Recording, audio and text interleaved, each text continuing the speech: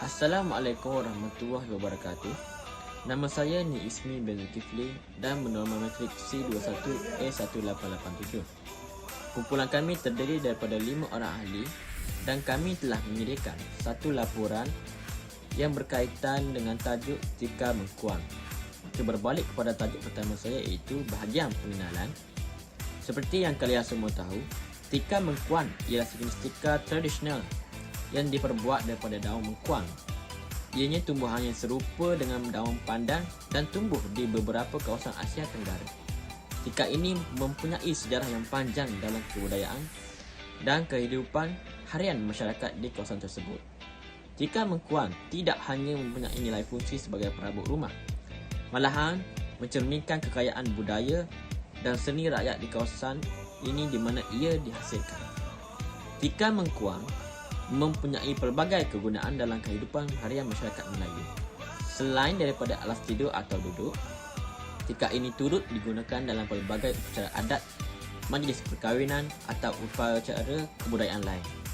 Kepelbagaian corak dan reka bentuk tika mengkuang mencerminkan keindahan seni anyaman tradisional masyarakat Melayu. Menurut sejarah pula, tika mengkuang yang dikatakan oleh Siti Zainum dalam buku Reka Bentuk Kraftangan Melayu, pada zaman pemerintahan Lon Yunus di negeri Kelantan pada tahun 56 hingga 94, penggunaan anyaman digunakan oleh Raja-Raja Kelantan, iaitu di mana anyaman tersebut dipanggil tika raja.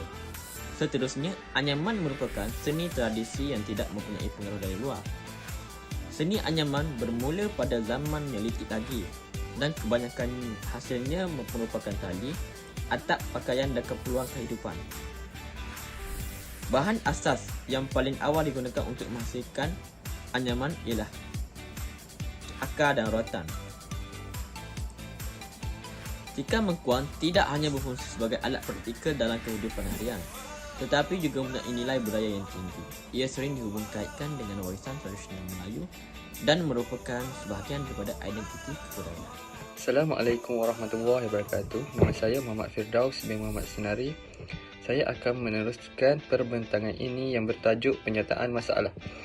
Seni anyaman tika mengkuang di Kelantan, sebuah warisan budaya yang kaya, dihadapkan kepada sejumlah tantangan yang mengancam kelestarian dan perkembangannya. Antara aspek yang dihadapi ialah kurangnya generasi muda dalam mempelajari dan meneruskan tradisi anyaman ini. Yang kedua, tantangan lainnya melibatkan impak perubahan iklim terhadap bahan mentah, terutama mengkuang, yang dapat menyebabkan ketidakstabilan dalam penghasilan pasaran. Yang ketiga, masalah dalam pemasaran dan promosi produk anyaman tika mengkuang di ambang globalisasi ini. Akhir sekali, keperluan untuk menjaga bahan mentah secara lestari memunculkan kebimbangan kepada pembuat. Untuk persoalan kajian yang telah dibuat oleh kami adalah untuk mengkaji ukiran-ukiran yang terdapat pada seni anyaman tika mengkuang ini, dan persoalan kajian ini adalah merujuk kepada objektif di kajian yang telah digariskan oleh pengkaji. Yang pertama ialah apakah faktor-faktor yang mempengaruhi keengganan generasi muda untuk mempelajari dan meneruskan seni anyaman tika mengkuang di kalangan komuniti di Kelantan ini.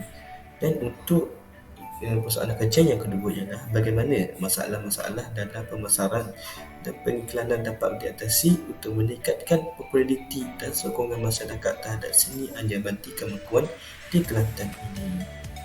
Hari ini saya akan menerangkan tentang analisis kajian yang telah dibuat oleh kumpulan kami.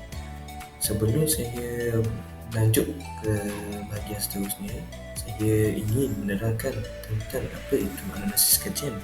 Analisis kajian ini ialah proses memeriksa, mengevaluasi dan menginterpretasi data yang diperoleh daripada pendidikan yang telah dibuat oleh kami.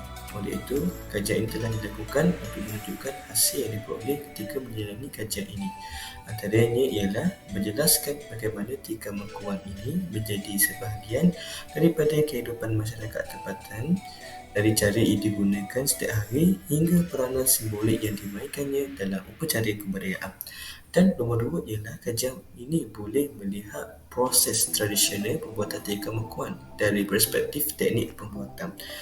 Dan hasil yang ketiga ialah kajian ini boleh membantu pelestarian dan pemahaman budaya Melayu dengan mengambil kira sejarah proses pembuatan dan kesan sosial ekonomi. Okey, seterusnya saya akan menerangkan tentang objektif kajian yang kami dapati dan hasilkan dalam kajian ini. Terdapat dua objektif kajian, iaitu untuk pertama, mengkaji faktor-faktor keengganan generasi muda dalam seni anyaman tikar mengkuang di Kelantan dan menganalisis dampaknya terhadap kelestarian warisan budaya. Yang kedua, objektif tentang menilai keberkesanan strategi pemasaran dan periklanan baru dalam meningkatkan kesedaran dan penghargaan masyarakat terhadap seni anyaman tikar mengkuang. Okey, dalam slide ini saya akan menerangkan tentang batasan kajian, iaitu yang pertama, memilih responden terlibat secara langsung dalam seni anyaman tikar mengkuang di wilayah Kelantan. Keputusan ini diambil untuk memastikan data dan maklumat yang diperoleh menyentuh aspek-aspek yang berkaitan dengan budaya dan tradisi setempat. Sekaligus ini memberikan pemahaman yang lebih mendalam mengenai keunikan seni ini dalam konteks masyarakat di Kelantan. Yang kedua, menggunakan kaedah temu bual, tinjauan soal selidik dan analisis data kualitatif dan kuantitatif. Pendekatan ini dianggap sebagai strategi yang sesuai bagi mendapatkan pandangan yang holistik dan mendalam mengenai seni anyaman tikar mengkuang serta isu-isu yang dihadapinya. Kedua sumber kajian ini akan tertumpu kepada sumber-sumber primer dan sekunder, termasuk temu bual dengan penghasilan tempatan, rekod sejarah dan kajian terdahulu mengenai seni anyaman tikar mengkuang.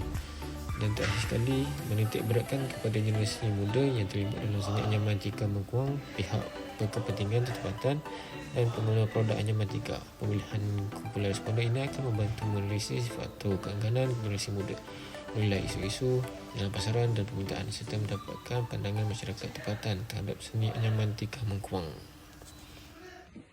Seterusnya, metodologi kajian. Metodologi kajian ini dirancang dengan teliti untuk menjalankan penyelidikan yang mendalam mengenai tikar mengkuang yang dianggap sebagai warisan budaya masyarakat Kelantan. Pelbagai langkah dan kaedah akan digunakan untuk merungkai aspek teknikal, seni ukiran dan konteks budaya yang berkaitan dengan penghasilan serta kegunaan tikar mengkuang. Yang pertama, penentuan objektif kajian. Tujuan utama kajian ini adalah untuk mengkaji teknik untuk membuat tikar mengkuang, menganalisis bahan yang digunakan dan memahami fungsi dan nilai tikar mengkuang dalam kalangan masyarakat Kelantan di Malaysia. Tinjauan literatur merangkumi analisis dan kajian terhadap sumber-sumber literatur yang disediakan, termasuk artikel, buku rujukan dan sumber-sumber digital. Seterusnya, analisis teknik pembuatan. Kajian ini juga akan menumpukan kepada aspek teknikal pembuatan tikar mengkuang. Ini mungkin termasuk jenis mengkuang yang digunakan, teknik yang sesuai, alat-alat tradisional yang diperlukan, serta langkah-langkah dalam proses pembuatan. Yang keempat, analisis data dan interpretasi. Data yang dikumpulkan akan dianalisis secara teliti menggunakan kaedah analisis. Kesimpulan dan interpretasi akan disusun dengan berlandaskan kepada temuan kajian. Kaedah akhir sekali, penyediaan laporan kajian. Laporan kajian akan disiapkan dengan terperinci untuk memberikan maklumat yang lengkap dan bermanfaat. Struktur laporan akan merangkumi pendahuluan, objektif kajian, metodologi, temuan dan cadangan-cadangan. Seterusnya adalah justifikasi. Justifikasi yang pertama, warisan budaya dan identiti Melayu. Kajian ini dapat membantu dalam memahami sejarah dan nilai-nilai budaya yang diwarisi melalui tradisi membuat tikar mengkuang. Kedua, ekonomi dan pekerjaan tradisional. Industri tikar mengkuang memberikan pekerjaan kepada komuniti tempatan. Ketiga, seni dan kraft tradisional. Pembuatan tikar mengkuang melibatkan seni dan kraft yang unik. Seterusnya untuk kesimpulan yang pertama, pentingnya kajian terhadap warisan budaya. Kajian tikar Mengkuang memberikan pemahaman yang lebih mendalam terhadap sejarah, nilai-nilai dan makna budaya Melayu. Kedua, peranan ekonomi dalam pembuatan tikar Mengkuang. Industri tikar Mengkuang tidak hanya memberikan pekerjaan kepada komuniti tempatan, tetapi juga memainkan peranan dalam pembangunan ekonomi mikro. Sekian, terima kasih.